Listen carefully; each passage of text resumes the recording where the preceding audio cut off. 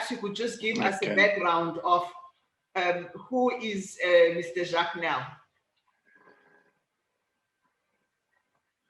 Okay, thank you, Sipukazi. It's indeed an honor to have a chat to you this morning. But first, I want to tell my British friends that's coming to South Africa in June, remember you're going to play the World Cup champions, so be ready. We are ready in Africa for you. The Lions tour was announced yesterday from the UK to South Africa. We're all excited about it, and we know it will be seen in a very positive light. But I just want to tell the poor Lions and the UK team, they're not going to beat South Africa. Like in the World Cup, you're going to get a hiding. They're going to get a hiding. It doesn't spoil our investment coming to Africa. True, true. Yes. So, Wazi, as you know, I was born in South Africa. I'm a South African by heart and by soul. My children are still in South Africa. And I grew up in KwaZulu. My granny had a milling business and worked very close with the community. And it was very sad for us 2 weeks ago when the King of the Zulus passed away. It was a very sad time for us as a family because the relationship is coming for more than 50 years. But I believe the Zulu monarchy will choose the right leader to take over and help with economic progress of the Zulu people and maybe South Africa as a whole as well. I think that is critical.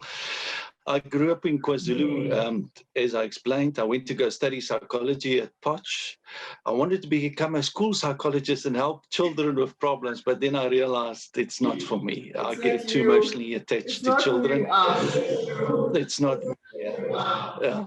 I was then headhunted by a big IT company, and I started working in the communities and trying to bring IT to Africa as a whole. I became the CEO of one of the largest dealers in Africa, and then government approached me to serve on a few boards. I served on the board of trade investment for more than 10 years. I chaired the finance portfolio and HR portfolio with amazing men, Dr. Kulumbata, the president's advisor, Mashudu Romano. And there's a list as long. Sol Malobi, which was the ambassador in Italy. We were a phenomenal team, and we managed to have over 7% growth attract investment to Limpopo province at that time. The Honorable Nwakura Maslodi was the premier, and after that, Silo Malota. And it was just an amazing time to take people out of poverty and see people be able to provide a future for their children. The mining companies came, platinum mining companies came, and it was a good time.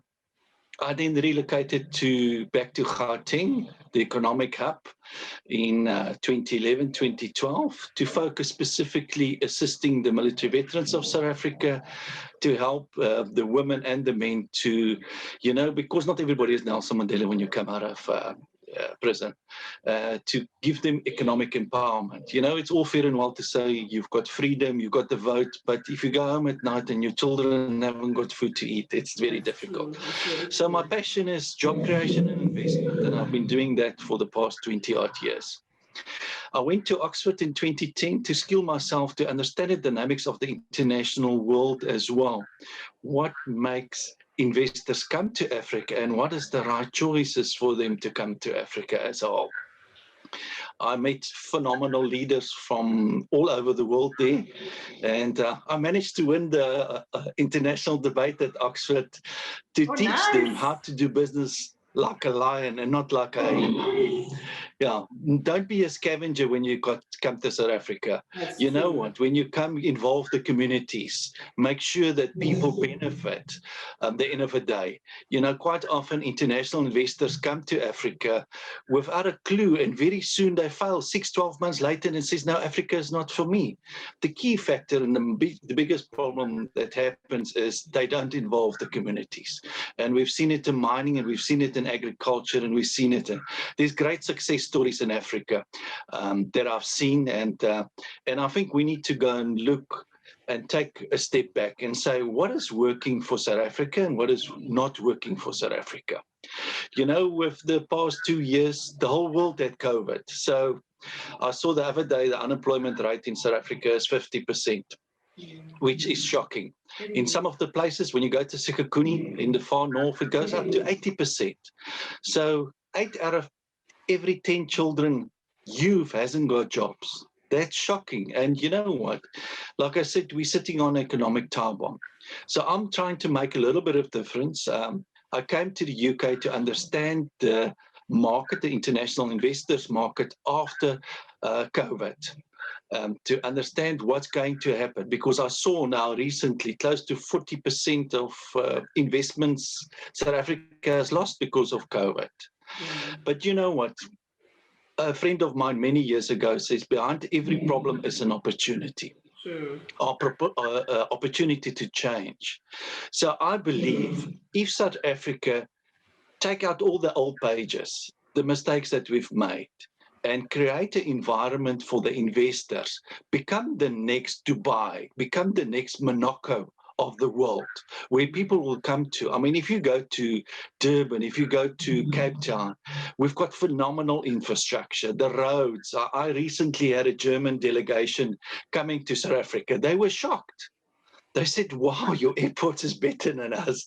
I didn't know you got 6 lanes in Joburg. So we've got the infrastructure, we've got the people. I don't know if you know, but the minimum wage currently in the UK is 40,000 Rand a month. That's £2,000. So where will you manufacture? Will you come to South Africa where maybe the minimum wage is 5,000 Rand a month, or will you stay in the UK where it's 40,000 Rand a month? You know, so the end of the day is production cost, and as you know, salary makes a big portion up on production cost. So I think we as South Africans must say, let's be the next Dubai of the world. You know, Dubai, I had a case study on Dubai to understand exactly what made them successful. One of the key factors is when an investor comes, he wants economic stability. He wants political stability. And as you know, with all the inquiries that we've got at the moment, every day there's negativity on the front page of our newspapers. It doesn't instill confidence in South Africa. I think the president, I don't believe he must wash your dirty laundry in public. I think the president needs to take control and create an environment for the investors to come with confidence to South Africa. That's the first thing. Yes. That's the first thing people ask. It's like when your parents fight in your house, do you bring your friends home? No, you don't. You don't. You try to play in the street.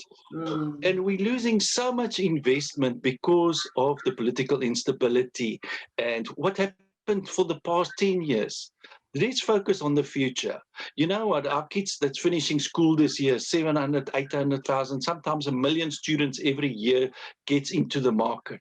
And they stand on a corner of a street with their degrees and say, I've got a BSc in engineering. I saw a guy last week on Facebook with his phone number. I've got a BSc in engineering. Please help me. It makes me sad to see that. It is sad. So first of all, I think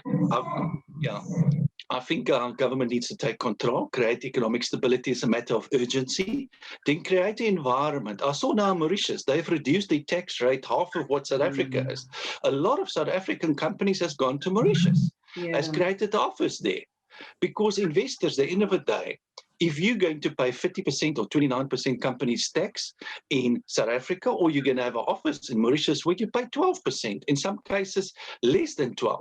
You know, if you're going to make an office if you're going to open an office in Dubai, you're going to pay 0% tax.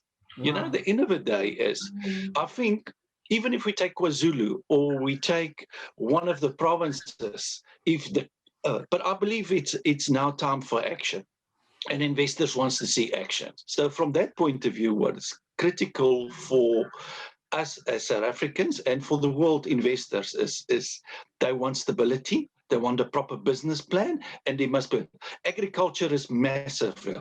You know, when I walk in the shop, I see a South African avocado. Yesterday I bought some South African oranges. It's just the agricultural market, but in a way, only a certain section of our market is organized. I see the ladies in Venda selling the fruits next to the road. It's beautiful. It's all lovely.